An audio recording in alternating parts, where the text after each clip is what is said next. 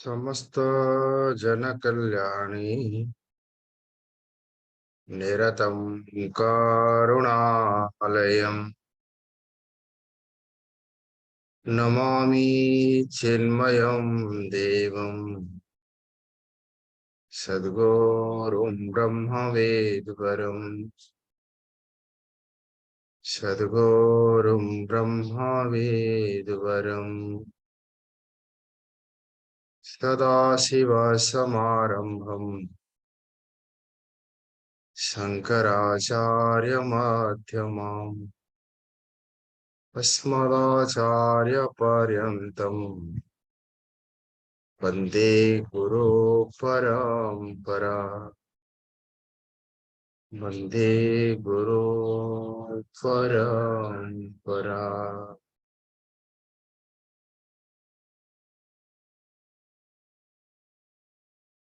21 number मंत्र को आम आज आलोचना करवा। तीन प्रकार जीवन। प्रथम जीवन होची अज्ञानर जीवन। द्वितीय प्रकार जीवन होची अभिमानर जीवन एवं तृतीय प्रकार जीवन होची विवेक ज्ञानर जीवन। ये अज्ञानर जीवन रे कष्ट थाए किंतु दुख न थाए। मनीष को छाड़देले समस्तंकर जीवन होची अज्ञानर जीवन। अज्ञानर जीवन होची मु मते जानी नहीं। I don't know who I am को कहा गला अज्ञानर जीवन। गच्छर प्रश्न नहीं कि समस्या नहीं। पशुर प्रश्न नहीं कि समस्या नहीं। पर्वतर प्रश्न नहीं कि समस्या नहीं। कारण सेमानंकर जीवन होची अज्ञानर जीवन। ठीक सही परि भावरे आमर सुसुप्ति होची अज्ञानर जीवन जोठी प्रश्न नहीं कि समस्या नहीं। I don't know who I am मु निजकू जाने नहीं तेणु सेठे समस्या नहीं। समस्या सेते बेले आरंभ हुए जेते बेले अभिमान हुए। ये अभिमान ही अशांति असंतोष एवं अतृप्तिर कारण। ये प्रथम अभिमान अंतकरण सहित हुए। ये अभिमान सूक्ष्म शरीर सहित हुए। जो अभिमान पाई हमें अनुभव करे जीव अहम जीव भावर अनुभव हुए। सूक्ष्म शरीर सहित अभिमान। ये अभिमान को दृग्दृश्य विवेक नामक एक मननात्मक प्रकरण ग्रंथ रे तीन भाग रे विभक्त करा जायछि। सहज अभिमान अभिमान पर आउ एक शब्द होची तादात्म्य। तादात्म्य माने एकत्व। सहज अभिमान कर्मज अभिमान भ्रांतिज अभिमान। सहज अभिमान कर्मज अभिमान भ्रांतिज अभिमान क्रमा ये क्रम अनुसार हुए। कहा सहित कहार हुए आउ किपरि हुए। अहंकारस्य तादात्म्य चिच्छया देह साक्षिभिः सहजम कर्मजम भ्रांति। ये अहंकार ही अभिमान करे। कहा सहित करे ना प्रथम अभिमान होची कहा सहित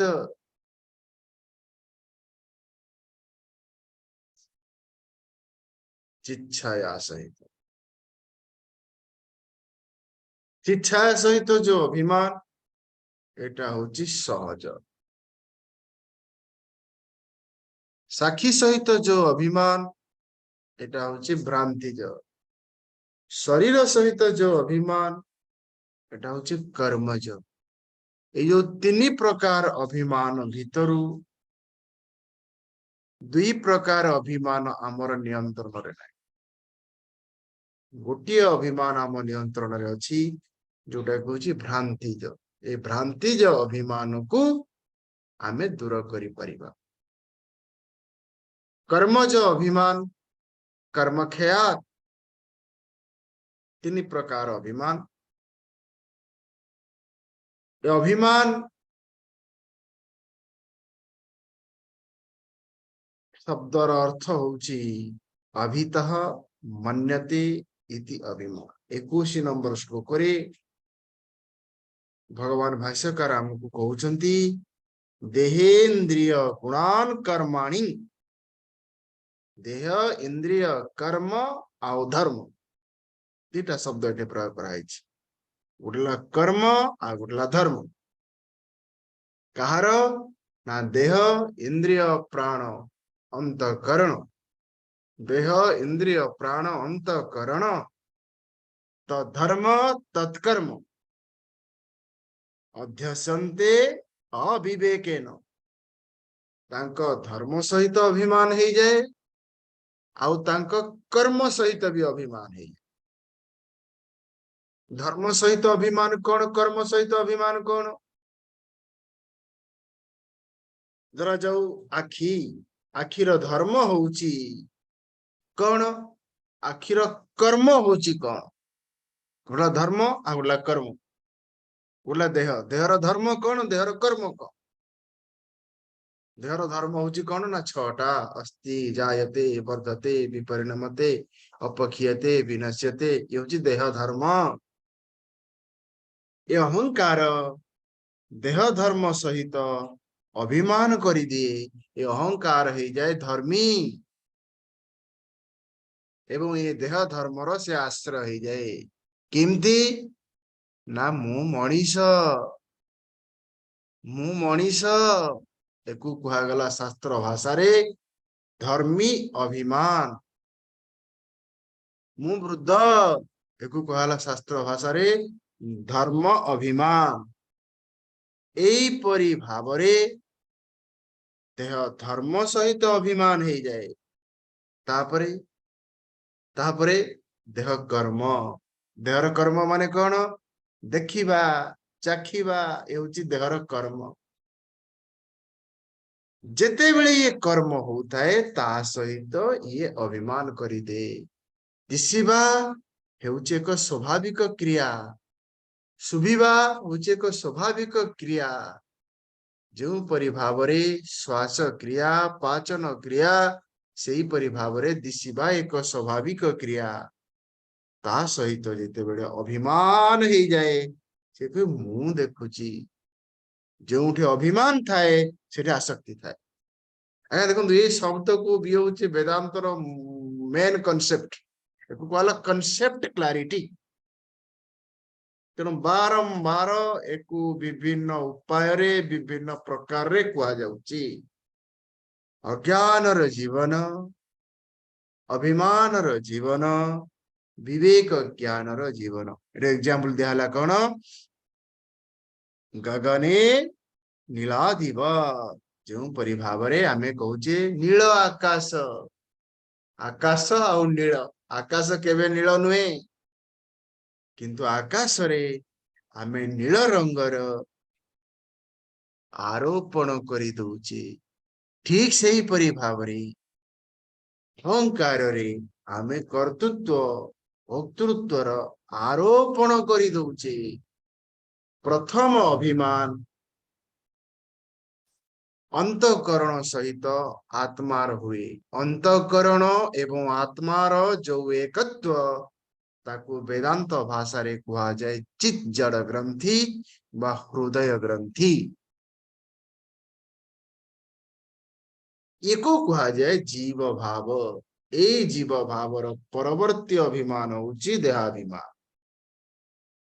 ଏବଂ ବେଦାନ୍ତ ସାଧନାର ସୋପାନ ହଉଛି न अहम देह अहम जीव न अहम जीव अहम ब्रह्म। ये हूँ संपूर्ण वेदांतर साधना। न अहम देह अहम जीव न अहम जीव अहम ब्रह्म। तीन स्टेप। किंतु ये प्रक्रिया कौन, ये आसिला केमती, ये हैला केमती? विवेक चूड़ामणि रे प्रश्न उठाई को नाम बंध कथम ऐसा गतः। ये आसिला केमती? जदि आसीची स्वाभाविक भावरे ताले जीव हरि स्वाभाविक भावरे, ताले जाऊनी कहीं कथम प्रतिष्ठा।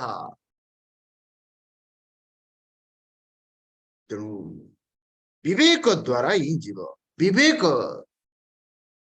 सेते बेले आवश्यक हुए जोठी विकल्प थाए। जोठी विकल्प नहीं सेठे विवेकर आवश्यक नहीं। सुसुप्ति रे विकल्प नहीं तेणु सुसुप्ति रे विवेकर आवश्यक नहीं। शिशुर विकल्प नहीं तेणु सुशीर विकल्प विवेकर आवश्यक नहीं। पशुर विकल्प नहीं तेणु विकल्पर आवश्यक नहीं। विकल्प माने कौन? विकल्प माने दुईटी भितरु गोटा को ग्रहण करिबा आ गोटा को छाड़िबा को विकल्प कुआ जाए।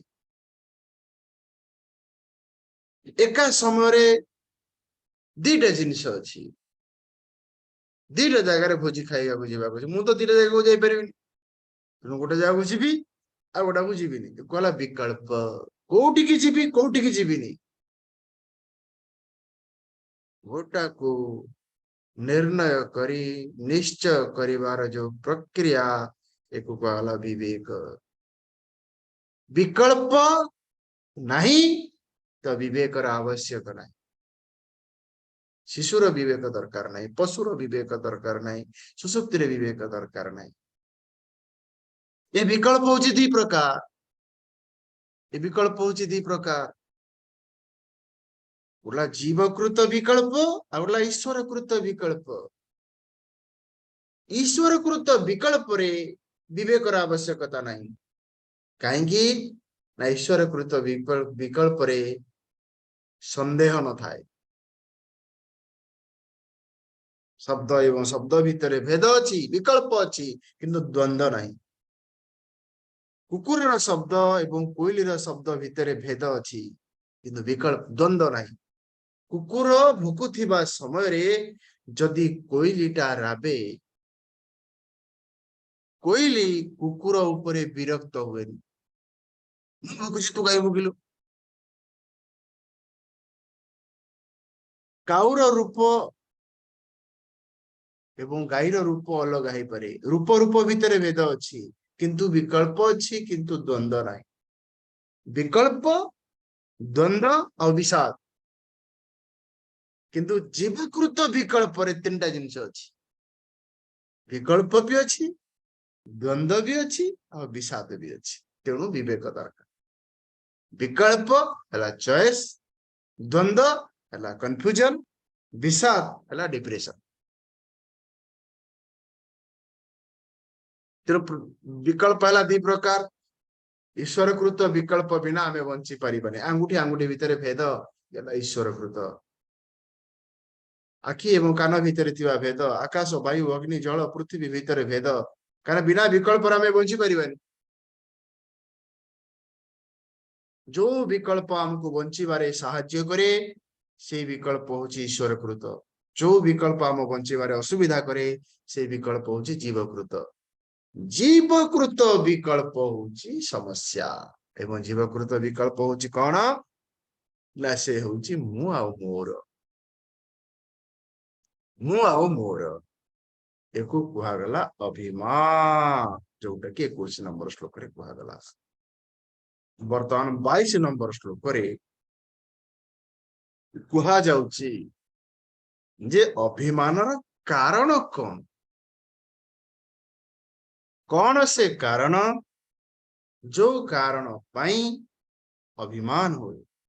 कहार तो हुए मनुष्यर कहीं होची, कहार तो हो नहीं मनुष्यर कहीं होची। एकमात्र मनुष्य जे असंतोष अनुभव करुची 22 नंबर श्लोक होची तार कारण। अज्ञानात् मनसोपाधि कर्तृत्वादीनि चात्मनि कल्पयन्ते अम्बोगते चंद्रे चलनादि यथाम्बसः। प्रथम एठी कुहागला ए अविवेक विज्ञान होची कल्पित एवं आरोपित।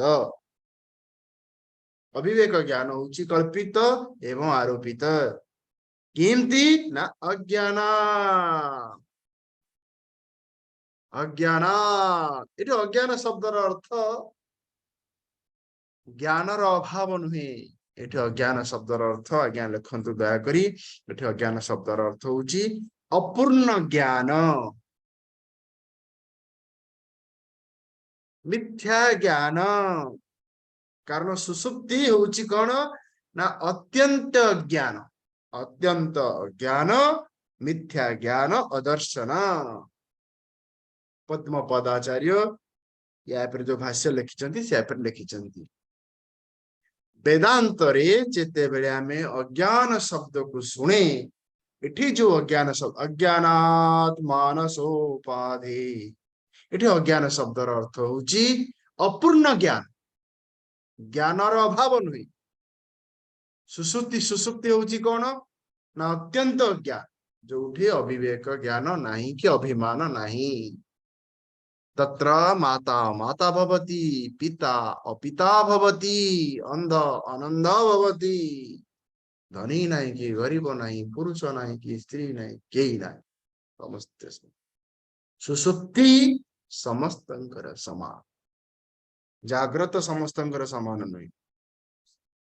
तापरे अज्ञानात कारण होची कौन इड अज्ञान शब्द अर्थ होची कौन ना अर्धांशरे सजागता एवं अर्धांशरे असजागता अभिमानर कारण।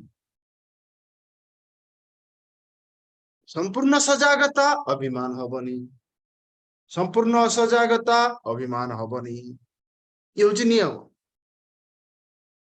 से मु हो बा आपण हो यदि आपण विषय में संपूर्ण सजाग अभिमान हबनी।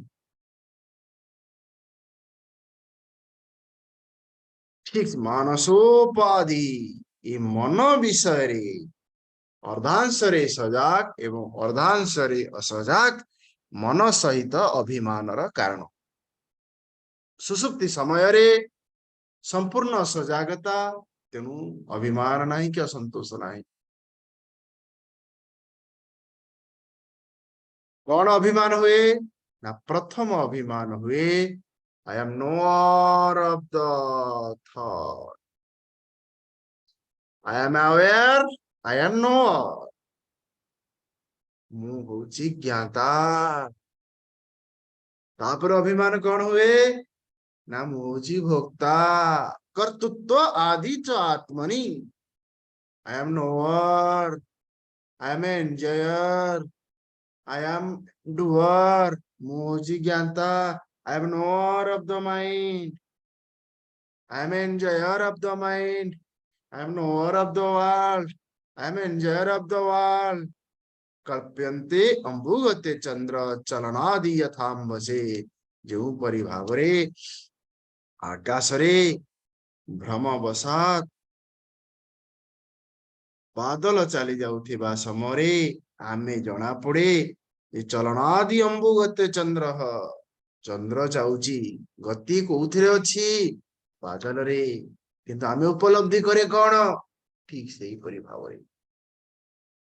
तेणु 20-21-22 नंबर श्लोक कौन है अभिमान कारण।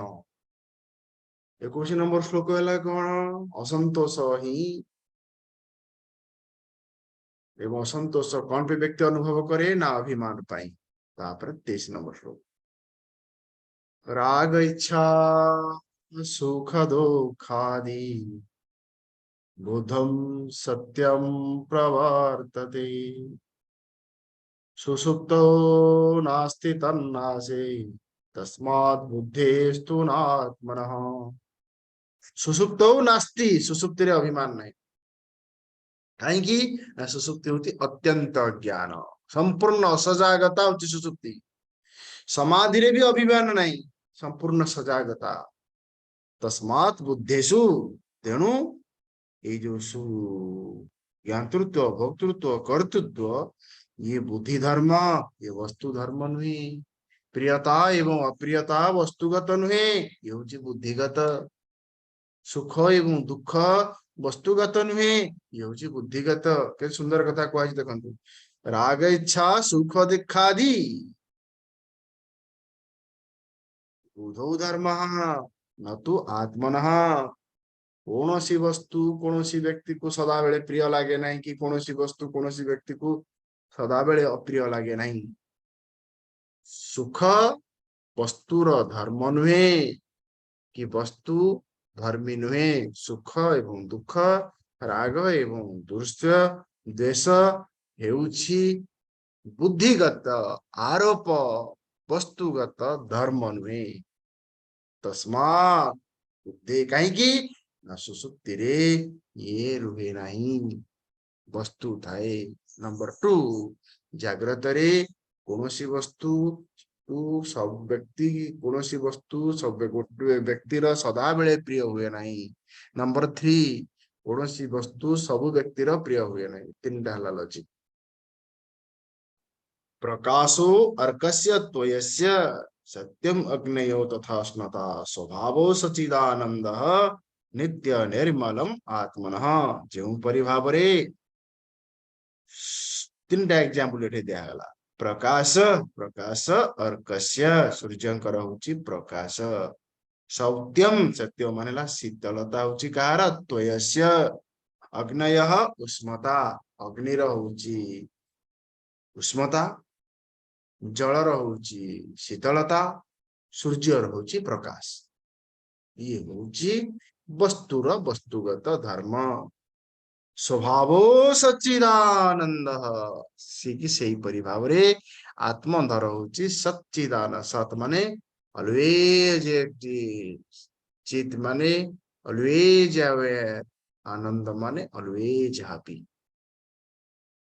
नित्यम निर्मलम निर्मल माने गुण तद्धर्म तत्कर्म तत् अवस्था विनिर्मुक्तम ये होची नित्य नित्य माने सर्वदा वर्तमान प्रश्न होची कौन से प्रक्रिया जो प्रक्रिया पाई व्यक्ति भितरे ए अहम अस्मि ता अहम जानामि हे जाउची कारण आत्मार स्वभाव होची कौन आई एम ऑलवेज अहम अस्मि ए अहम अस्मि आमे अनुभव करूचे किंतु अहम जानामि भी अनुभव करूचे अहम अस्मि इज आवर एक्सपीरियंस अहम जानामि इज आवर एक्सपीरियंस एरर कोटा एक्सपीरियंस कोटा भ्रांति कोटा अनुभूति कोटा कारण कौन से कथा 25 नंबर आत्मना सच्चिदांशंच बुद्धिर्बुद्धि इति द्वयम् संयोज्य अविवेकेन जानामीति प्रवर्तते इति कहला आत्मना सच्चिदांशः आत्मर जो तीनटा जिनिस कहला always aware always happy always exist अहम सदास्मि अहम सदा भामि अहम सदा प्रियम यला संपूर्ण सजागता सुसुप्ति रे अहम न अस्मि अहम न जानामि अहम न अस्ति यला सुसुप्ति अहम न अस्मि अहम न जानामि अहम न प्रियम यला सुसुप्ति अहम सदा अस्मि अहम सदा भामि अहम सदा प्रियम यला समाधि अब मझिरे जोटा रहिला सेला कौन अहम देह अस्मि अहम जानामि ये कहीं के होची ना बुद्धे बुद्धि इति द्वयम जेते बेले वृत्ति उदय हुए जेते बेले अंतःकरण उदय हुए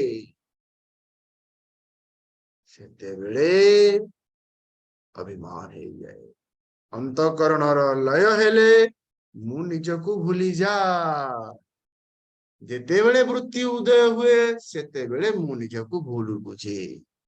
ବୃତ୍ତିର ଲୟ ସମୟରେ ମୁଁ ନିଜକୁ ଭୁଲି ଯାଏ। absence of thought, ମୁଁ ନିଜକୁ ଭୁଲି ଯାଏ। ଯେତେବେଳେ ବୃତ୍ତି ଉଦୟ ହୁଏ ସେତେବେଳେ ମୁଁ ନିଜକୁ ଭୁଲ ବୁଝେ। କେମିତି ନା ସଂଯୋଜ୍ୟ ଅବିବେକେନ ଜାନାମୀତି ପ୍ରବର୍ତ୍ତତେ। ସେଇଠୁ ଜାନାମି ଭାବଟା ଆସେ। I am no more of the thought, I am no more of the thought, I am no more of the କେମିତି ହୁଏ କଣ ହୁଏ ତାକୁ ଆଉ ଟିକେ ଭାବରେ ସ୍ପଷ୍ଟ କରାଯାଇଛି 26 ନମ୍ବର। ବହୁତ ସୂକ୍ଷ୍ମ ଜିନିଷ, ସୁନ୍ଦର ଜିନିଷ, ଟିକେ ଚିନ୍ତନ କଲେ ମନେ ମନେ ରହିବ। ଆଉ ଥରେ ମୁଁ ମନେ ପକେଇ ଦଉଛି। 3 ପ୍ରକାର ଜୀବନ: ଅଜ୍ଞାନର ଜୀବନ, ଅଭିମାନର ଜୀବନ ଏବଂ ବିବେକ ଜ୍ଞାନର ଜୀବନ। ଅଭିମାନର ଜୀବନ ହଉଛି 2 ପ୍ରକାର: ଶାସ୍ତ୍ରୀୟ ଅଭିମାନ, ଅଶାସ୍ତ୍ରୀୟ ଅଭିମାନ। ଶାସ୍ତ୍ରୀୟ ଅଭିମାନ ହଉଛି ଯେ ଯାହା ସମ୍ପୂର୍ଣ୍ଣ ସୃଷ୍ଟି ହଉଛି ପରମାତ୍ମାଙ୍କର ନହେଲେ ପ୍ରକୃତିର। ପରମାତ୍ମାଙ୍କର ଭାବିଲେ ମେଡିଟେସନ, ପ୍ରକୃତିର ଭାବିଲେ ପରମାତ୍ମାଙ୍କର ଭାବିଲେ ଡିଭୋସନ, ପ୍ରକୃତିର ଭାବିଲେ ମେଡିଟେସନ। ହରି ଓମ୍। ପରବର୍ତ୍ତୀ ଶ୍ଲୋକକୁ ଆମେ ନେକ୍ସଟ କ୍ଲାସରେ ଦେଖିବା। ହରି ଓମ୍।